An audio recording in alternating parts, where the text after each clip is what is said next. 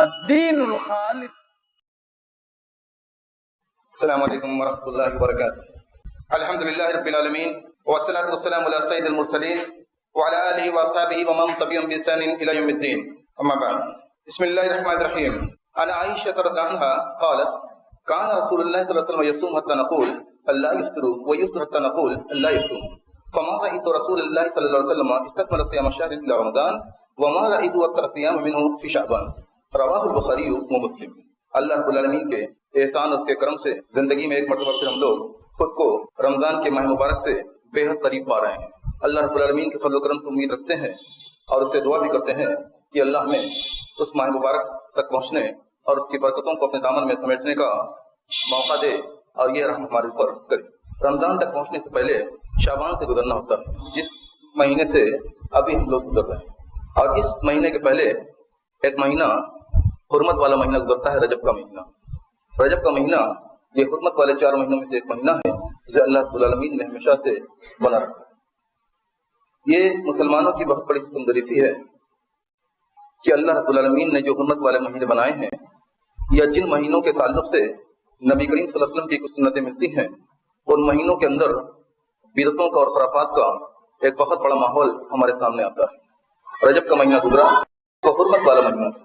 مسلمان میں سے کتنی بڑی تعداد ایسی ہوگی جو اس مہینے سے گزرے ہوں گے لیکن ان کو خیال تک نہ آیا ہوگا کہ ہم ایک بہت ہی عظمت والے مہینے سے گزر رہے ہیں.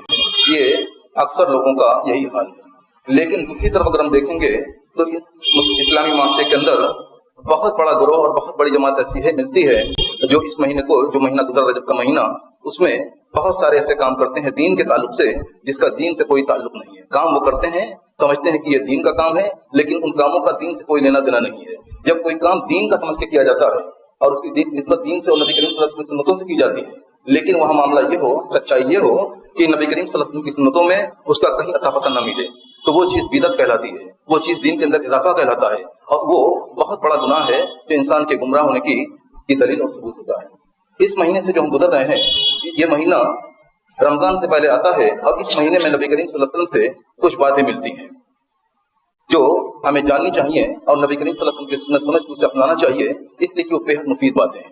نبی کریم صلی اللہ علیہ وسلم اس مہینے میں کثرت سے روزہ رکھا کرتے تھے جیسا کہ آپ لوگ جانتے ہیں اور بار بار خطبوں میں اس کا ذکر بھی ہوتا ہے جب ہم اس مہینے سے گزرتے ہیں. لیکن اسلامی معاشرے کے اندر اس مہینے میں روزے کا کوئی تصور عملاً پایا نہیں جاتا. کوئی نہیں ملتا، شاید کوئی ہو لیکن بہت کم ایسے لوگ ہوں گے جو اس مہینے کے اندر روزہ رکھتے رہیں گے یہ سمجھ کے کہ نبی کریم صلی اللہ علیہ وسلم کی سنت ہے اور آپ نے اس مہینے میں کثرت سے روزہ رکھا ہے. لیکن مسلمانوں کی بہت بڑی جماعت ایسی ہے اور بہت بڑی تعداد ایسے لوگوں کی ہے جو اس مہینے کو خرافات سے اور بدعتوں سے پاٹ دیے ہیں، بھر کے رکھے ہوئے ہیں. بے شمار قسم کی بدعتیں ہیں جو وہ کرتے ہیں اور سمجھتے ہیں کہ وہ نیکی کا اور اللہ رب العالمین کے خود کا اور نبی کریم صلی اللہ علیہ وسلم سے محبت کا کہ اظہار کا کوئی کام وہ کر رہے ہیں، حالانکہ ان سے ان کاموں کا دین سے کوئی لینا دینا، کوئی سروکار اور کوئی تعلق ہرگز نہیں ہے. جو کام وہ کرتے ہیں جیسے نصف شعبان کو دن میں روزہ رکھنا یا رات کے اندر عبادتیں کرنا اور دعا کرنا، یہ جو چیزیں وہ لیتے ہیں کہاں سے لیتے ہیں؟ اس سلسلے کی جو حدیثیں ملتی ہیں وہ موضوع قسم کی، من گڑت کی حدیث کہا جاتا ہے. اس طرح کی منکر قسم کی حدیثیں ہیں، باطل حدیثیں ہیں جن کی بنا پر وہ یہ کام کرتے ہیں اور وہ جانتے ہیں کہ یہ حدیثیں حدیث نہیں ہے. حدیث تو وہی ہوتی ہے جو ثابت حدیث ہو، یعنی جس کی نسبت نبی کریم صلی اللہ علیہ وسلم کی طرف ثابت ہو وہ حدیث کہلاتی ہے، اور باقی چیزیں وہ حدیث نہیں ہوتی ہیں، ان کو موضوع حدیث یا منکر حدیث یا باطل حدیث کہا جاتا ہے. تو ایسی حدیثوں پر نبی کریم صلی اللہ علیہ وسلم سے جو چیز ثابت نہیں ہے، جو حدیث ثابت نہیں ہے، اس کی بنا پر اگر کوئی کام کوئی کرتا ہے تو ظاہر ہے کہ وہ بدعت ہے اور سنت سے ہرگز نہیں کر سکتا. وہ کام گناہ کا کام ہوگا، وہ نیکی کا کام ہرگز نہیں ہو سکتا ہے. تو میں آج کے اس انجمن میں نبی کریم صلی اللہ علیہ وسلم کی کچھ سنتوں کے تعلق سے اور آپ کے روزے کی عادت کے تعلق سے کچھ باتیں کہنا چاہوں گا. بدعتیں اپنی جگہ ہیں لیکن ہمیں جاننا ہے کہ نبی کریم صلی اللہ علیہ وسلم کی سنتیں اس مہینے کے اندر کیا رہی ہیں تاکہ ہم سنتوں کو اپنا سکیں اور اپنا دنیا اور آخرت کا فائدہ کر سکیں. یہ حدیث میں نے جب آپ کے سامنے پڑھی ہے، اس کی راوی حضرت عائشہ رضی اللہ عنہا بیان کرتی ہے کہ نبی کریم صلی اللہ علیہ وسلم روزہ رکھتے تھے، یہاں تک کہ ہم لوگ کہتے تھے لا یفطر، آپ چھوڑیں گے نہیں، رکھتے چلے جائیں. یعنی شعبان کے مہینے میں آپ روزہ رکھتے تو رکھتے چلے جاتے، لگتا کہ آپ چھوڑیں گے نہیں، وہ یفطر. اور کبھی ایسا ہوتا کہ روزہ نہیں رکھتے تو لگتا تھا کہ آپ رہیں گے نہیں روزہ. فما رأيت رسول اللہ صلی اللہ علیہ وسلم استقبل صيام الشهر الا رمضان. وہ بیان کرتی ہیں کہ میں نے نبی کریم صلی اللہ علیہ وسلم کو کسی مہینے کے روزہ کو مکمل کرتے ہوئے نہیں دیکھا سوائے رمضان کی. بیان کرتی ہیں माशाअल्लाह कि नबी करीम सल्लल्लाहु अलैहि वसल्लम अगर पूरे महीने का रोजा रखते थे तो वो रमजान का महीना होता था, उसके अलावा कोई और महीना ऐसा नहीं है जिसमें आपने पूरे महीने का रोजा रखा हो। वमार ईद वसत्याम शाबान, और मैंने ये भी आपको देखा है नबी करीम सल्लल्लाहु अलैहि वसल्लम को रोजा रखते हुए कि आप शाबान में जितना रोजा रखते थे, जिस कसरत से रोजा रखते थे, किसी और महीने में उतनी कसरत से रोजा आप नहीं रखते थे। यानी 12 महीने से जोड़ते हैं, एक महीना तो रमजान का हो गया, उसके अलावा शाबान के महीने में नबी करीम सल्लल्लाहु अलैहि वसल्लम कसरत से रोजा रखा करते थे। और यहाँ देखें तो मुहर्रम हराम का महीना जो आता है, मुहर्रम का महीना वो भी हुर्मत वाला महीना है और उसमें भी नेकियों की बड़ी फजीलत है और उसमें भी रोजा रखना बेहद फजीलत है, जैसा कि हदीस के अंदर मनसूस है। तो ये हदीस में बताती है कि नबी करीम सल्लल्लाहु अलैहि वसल्लम शाबान के महीने में कसरत से रोजा रखा करते थे। इसकी वजह क्या है? नबी करीम सल्लल्लाहु अलैहि वसल्लम रोजा रखते थे। मुहद्दिसीन ने, हदीस के माहिरीन ने इसकी वजूहात तलाश किए हैं और बहुत सारे अक़वाल इस सिलसिले में लोगों ने बयान किए हैं, लेकिन जो बातें जिस पर ज़हन भटकता है, जो बातें सही मालूम होती हैं, वो ये है कि जिस तरह से नमाज के पहले की सुन्नतें होती हैं और नमाज के बाद की सुन्नत होती है, तो रमजान के रोजे के बाद 6 दिन का रोजा शव्वाल में है जो मसनून है, हम सभी जानते हैं। उसी तरह जिस तरह से नमाज होती है कि कुछ सुन्नतें उसके बाद पहले की होती है, कुछ बाद की। सुन्नत रवातिब जिसे कहते हैं, बाद नमाज में पहले की है, बाद नमाज में बाद में, किसी में पहले किसी में बाद में। तो ये रोजा का मामला ऐसे ही है कि नबी करीम सल्लल्लाहु अलैहि वसल्लम रखते थे कि ये रमजान के महीने से बहुत करीब है और इस रोजे को रखेंगे तो ये दरअसल सबसे बेहतर रोजा हुआ सुन्नतों के अंदर। यानी ये ततव्वो और नफल रोजा जो हुआ वो उसकी निस्बत रमजान से हो रही है, जो फर्ज रोजा है, तो उसके कुर्बत की वजह से और उसकी निस्बत की वजह से इसकी फजीलत बढ़ जाती है। एक वजह तो ये है, और दूसरी वजह यह है कि इंसान अपने आप को तैयार कर लेता है, आदी और हुगर बना लेता है रमजान के महीने का रोजा रखने के लिए। इंसान अगर आदी बन गया, पहले से वो रोजा रख रहा है और उसकी आदत बन गई रोजा रखने की, तो रमजान का रोजा जब आएगा, रमजान का चांद जब शुरू होगा, तो वो आसानी से उस रोजे को रख सकेगा, उसे कोई भी दिक्कत या कोई भी दुश्वारी उसे हरगिज पेश नहीं आएगी, इसलिए वो पहले ही से वो तैयार है। और एक चीज ये भी है कि उसके बाद नबी करीम सल्लल्लाहु अलैहि वसल्लम ने एक हदीस के अंदर और भी वादे कर दिए। हज़रत उसामा बिन ज़ैद रज़ियल्लाहु अन्हु से मंक़ूल है, बयान करते हैं कि मैंने पूछा, या रसूलल्लाह लम अराका तसूम मिन शहर मिन अश-शुहूर मा तसूम फी शाबान। वो कहते हैं हज़रत उसामा बिन ज़ैद रज़ियल्लाहु अन्हु कि मैंने अल्लाह के रसूल से दरिया किया कि अल्लाह के रसूल, मैं आपको किसी महीने में शाबान के अलावा कसरत से रोजा रखते हुए नहीं देखा। आप इस महीने में रोजा रखते हैं और कसरत से रुकते हैं, तो इसकी वजह क्या है? तो आपने फरमाया, ज़ालिका शहरुन यग़फ़िलु नास अन्हु बैन रजब व रमज़ान, ये वो महीना है जिससे लोग गाफिल हो जाते हैं रजब और रमजान के बीच में।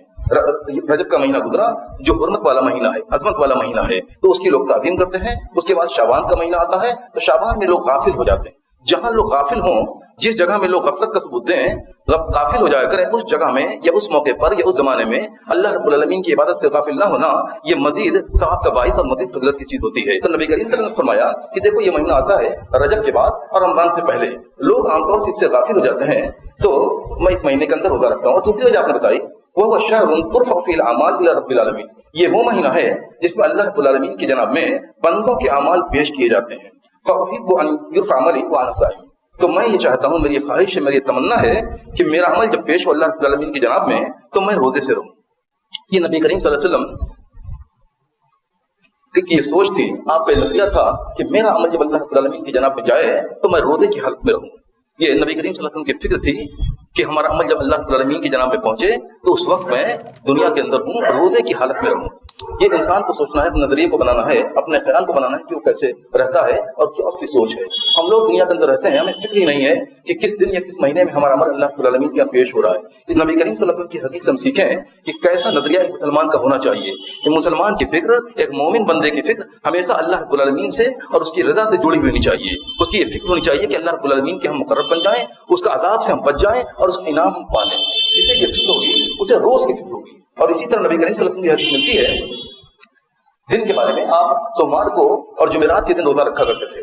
तो इस सिलसिले में भी जो हदीस आती है, तुरदुल आमालु यौमुल इस्तिनैन वल खमीस फउहिब्बु अन युरदा अमली व अना साइम, उस दिन भी नबी करीम सल्लल्लाहु अलैहि वसल्लम की आदत थी कि नफल रोजा रखते थे सोमवार को और जुमेरात को। उसकी भी वजह नबी करीम सल्लल्लाहु अलैहि वसल्लम ने ये बयान फरमाई है कि देखो अल्लाह रब्बुल आलमीन के यहाँ जो अमाल पेश होते हैं बंदों के, वो यौमुल इस्तिनैन और खमीस को होते हैं, यानी सोमवार को और जुमेरात को पेश होते हैं। तो मेरी ये ख्वाहिश, मेरी ये तमन्ना होती है कि मेरा अमल जब पेश हो तो मैं रोजे की हालत में रहूं। तो ये तो दिन का मामला हुआ, हफ्ते में 2 दिन अल्लाह रब्बुल आलमीन का पेश होता है, लेकिन पूरे साल का जो इंसान का अमल होता है, किसी बंदे का अमल होता है, वो अल्लाह रब्बुल आलमीन की जनाब में ये इसी शाबान के महीने में जिससे हम सब गुजर रहे हैं, इसी शाबान के महीने में پیش ہوتا ہے. تو نبی کریم صلی اللہ علیہ وسلم کی یہ فکر کہ جب بھی ہمارا عمل ہو, ہفتے کے اندر 2 دن آتے ہیں تو 2 دن روزہ رکھتے تھے, اور اسی طرح جب شعبان کا مہینہ آتا تو پورے سال کا عمل پیش ہو رہا ہے, تو وہاں بھی نبی کریم صلی اللہ علیہ وسلم کی یہ فکر کہ ہمارا عمل اس انداز میں پیش ہو کہ میں اس وقت میں روزے کی حالت میں رہوں. مسلمان کا, ایک مومن کا نظریہ ہونا چاہیے, اس کی ہر وقت اپنے عمل کی طرف ہونی چاہیے, وہ دیکھتا رہے کہ اللہ رب العالمین ہمیں دیکھ رہا ہے, ہمارے عمل کے نگراں ہیں,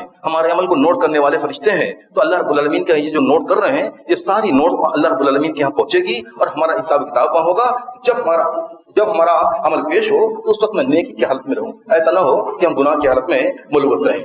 تو نبی کریم صلی اللہ علیہ وسلم کی یہ کوشش کہ ہمارا عمل جب پیش ہو پورے سال کا عمل, تو اس وقت میں روزے کی حالت میں رہوں. تو یہ حدیث بتلاتی ہے کہ نبی کریم صلی اللہ علیہ وسلم شعبان کے مہینے میں جو روزہ رکھتے تھے کثرت سے, تو وہ کس بنا پر رکھتے تھے, اس کی ایک اہم وجہ یہ معلوم ہوئی.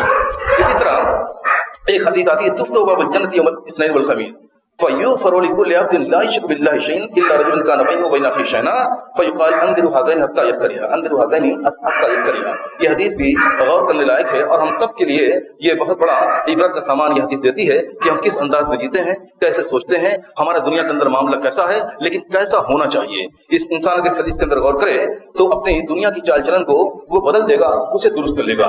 نبی کریم صلی اللہ علیہ وسلم فرماتے ہیں کہ جنت کے دروازوں کو کھولا جاتا ہے سوموار کو اور جمعرات کو. اللہ رب العالمین اس دن اپنے ہر بندے کو بخش دیتا ہے سوائے اس بندے کو جو شرک نہیں کرتا, اللہ رب العالمین کے ساتھ شرک نہیں کرتا.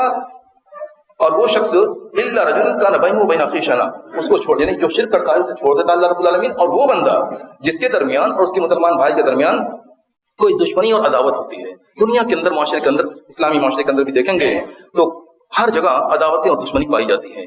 جو جس سے جتنا قریب ہوتا ہے, جتنا قریب کا رشتہ ہوتا ہے, عداوتیں اور دشمنی اتنی ہی زیادہ گہری ہوتی ہے, اتنی زیادہ پکی اور پختہ ہوتی ہے. یہ بہت ہی افسوسناک صورتحال ہے جس سے ہم لوگ گزر رہے ہیں. اللہ کے رسول صلی اللہ علیہ وسلم فرمایا کہ دیکھو وہ شخص جس کے اور جس کے مسلمان بھائی کے درمیان کوئی دشمنی ہے, کوئی عداوت ہے, تو اللہ رب العالمین اس کی بخشش نہیں فرماتا. یہ حرمان دیکھیں, یہ بدنصیبی دیکھیں کہ کتنی بڑی بدنصیبی ہے. اللہ رب العالمین بخشتا ہے, اپنے تمام بندوں کو بخشتا ہے جو شرک نہ کرے, لیکن اس بندے کو چھوڑ دیتا ہے, اس کے معاملے کو معلق کر دیتا ہے جس کے درمیان, جس دو شخص کے درمیان کوئی عداوت ہے. انذروا هذين حتى يستريحا, اللہ فرماتا ہے ان دونوں کو چھوڑے رہو, ان کے معاملے کو معلق رکھو یہاں تک کہ یہ لوگ صلح صفائی نہ کر لیں. اور کبھی کبھی ایسا ہوتا ہے کہ معاملے کی صلح صفائی تو ہوتی ہے, لیکن دل کے اندر نفرتیں, عداوتیں باقی رہتی ہیں. یعنی بظاہر معاملہ ایسا ہوتا ہے کہ انسان سمجھتا ہے دنیا کو دکھانے کے لیے, معاشرے میں صاف ستھرا بچنے کے لیے وہ معاملے کو ظاہر میں صاف کر لیتا ہے, لیکن دلوں کے اندر عداوتیں پنپتی رہتی ہیں اور اسی جوش کے ساتھ باقی رہتی ہیں جس جوش کے ساتھ وہ معاملے کی صفائی سے پہلے رہا کرتی تھیں. تو ایسے معاملے میں بھی اللہ رب العالمین خوب جانتا ہے کہ ہم نے اپنے دل کو صاف کیا ہے کہ نہیں, پوری طرح سے ہم بیدار ہوئے کہ نہیں. تو انسان اگر ایسا کرنا چاہے, اللہ رب العالمین سے اپنی بخشش چاہے, تو معاملے کو صاف کر لے. اور اگر دوسرا نہیں کر رہا ہے تو اپنی جانب سے وہ اپنے دل کے اندر کوئی وہ نفرت اور عداوت کی جذبات کو نہ رکھے, اپنا کام وہ کر دے. دوسرا کیا کر رہا ہے, دوسرا اپنے عمل کا ذمہ دار ہے, دوسرے کے عمل کے ذمہ دار ہمارے کی درگز نہیں ہے. ہمیں خود اپنے آپ کو دیکھنا ہے. اگر ہمارے دل کے اندر کسی نفرت اور عداوت ہے تو کسی بنیاد پر ہے, تو اس معاملے کو پہلے صاف کر لیں, اور اس معاملے کو صاف کرنے کے ساتھ ساتھ اپنے دل کو بالکل صاف کر لیں. یہاں یہ ہوتا معاملہ یہ ہے کہ حدیث جو آتی ہے 15 شعبان سے متعلق, نصف شعبان سے متعلق, ان اللہ تعالی ينزل ليلة نصف شعبان الى السماء الدنيا فيغفر لجميع خلقه الا لمشرك او مشاهد, کہ اللہ رب العالمین نصف شعبان کی رات میں آسمان دنیا پہ نزول فرماتا ہے, اپنی تمام مخلوق کو بخش دیتا ہے سوائے مشرک کے اور سوائے اس شخص کے جو دشمنی اور عداوت رکھنے والا ہے کسی اور سے. اس حدیث کی بابت, یہ حدیث ضعیف ہے, لیکن بعض حدیث کے ماہرین نے, شیخ البانی بھی اس میں ہیں جنہوں نے اس کو حسن درجہ دیا ہے. لیکن ستم ظریفی یہ ہے اس زمانے کی کہ جو لوگ بدعتوں کے اندر اور خرافات کے اندر لگے ہوتے ہیں تو انہی کی تحسین سے لے کر وہ اسی حدیث سے لے کر سمجھتے ہیں کہ ہم نے بہت بڑی چیز پا لی. اس حدیث کے مفہوم کو دیکھیں تو اس میں کیا ہے. اس حدیث میں یہ ہے کہ اللہ رب العالمین نصف شعبان کی رات میں نزول فرماتا ہے آسمان دنیا پر. یہ حدیث آپ لوگوں نے سنی ہے کہ اللہ رب العالمین ہر رات کو جب تیسرا پہر آتا ہے تو نزول فرماتا ہے. تو اس کے اندر کوئی نئی بات ایسی نہیں ہے, اور اس میں بھی یہی ہے کہ اللہ رب العالمین چاہتا ہے کہ میرے بندے مجھ سے مغفرت طلب کرے تو میں ان کو بخش دوں. تو یہاں ایسی کوئی خاص بات نہیں ہے کہ جس سے اگر اس کی صحت کو مان لیا جائے, جیسا کہ بات نے کہا ہے, حالانکہ زمانے کے اندر جو ماہرین پائے جاتے ہیں انہوں نے شیخ البانی کی بات پر بھی نقل کی ہے اور اسے ماننے سے انکار کیا. بہت کثرت سے ایسے حدیث کے ماہرین ہیں جنہوں نے ان کی تقسیم کو بھی نہیں مانا ہے, لیکن جن لوگوں کو خرافات سے مطلب ہے وہ اس جیسی حدیثوں کو لے کر بہت اچھلتے ہیں اور بڑے بڑے دعوے کرتے ہیں کہ دیکھو انہوں نے بھی ایسا کہا ہے. حالانکہ ایسی بات نہیں ہے, اس حدیث کے اندر زیادہ کچھ نہیں ہے, بلکہ اس رات میں جو لوگ جاتے ہیں قبرستان کے اندر زیارت کے لیے جاتے ہیں، اس کے بارے میں شیخ البانی نے خود اپنی کتاب الجنائز کے اندر جو انہوں نے اخیر کے اندر کتاب کے اخیر میں اس کی جو بدعتوں کا شمار کیا ہے کہ جنائز کے تعلق سے جو بدعتیں ہیں اس میں انہوں نے نصف شعبان کی رات میں مسلمانوں کے جوگ در جوگ قبرستان جانے کی بدعت کا بھی شمار اس میں کیا ہے۔ اللہ رب العالمین ہم سب کو دین اسلام کو سمجھنے کی اور اس پر سمجھ کر عمل کرنے کی توفیق فرمائے، آمین۔ واخر دعوانا الحمد للہ رب العالمین۔